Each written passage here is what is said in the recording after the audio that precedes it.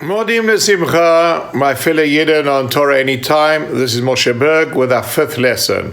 So far, we discussed about the concept of placement to produce a sound from your head. We spoke about the second element, opening of the throat.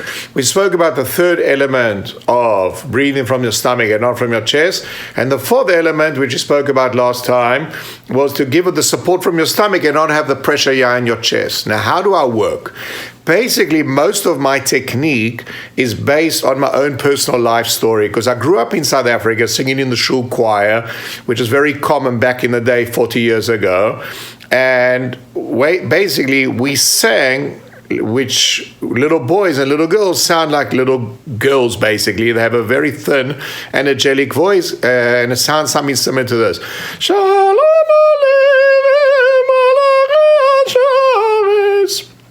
Now, at 52 years old, it sounds a little bit weird that I'm doing it, and that's why we call it in Italian a falsetto, which means it's a false voice.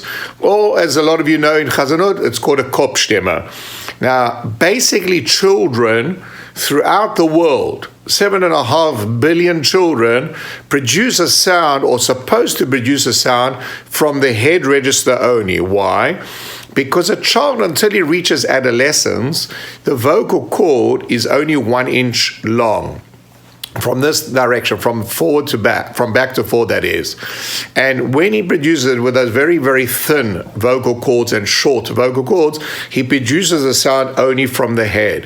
When the boys reach maturation at adolescence age, the vocal cord grows from 1 inch to 1.5 or even 2 inches, and basically the vocal box needs to accommodate the fact that the vocal cord got longer, and what it does is it basically protrudes, and that's why we call it in English the Adam's apple as opposed to the Eve's apple, because with women it doesn't happen. Granted, the vocal box does grow to some extent with women, but not to the extent that it actually protrudes by us, men.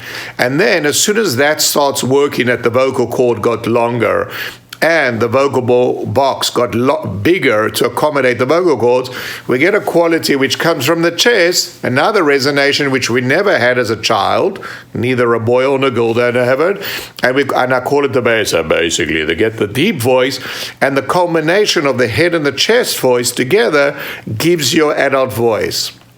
That's why you sometimes have a lot of singers like Moti Steinmetz, which is an exception to the rule, his voice hasn't broken.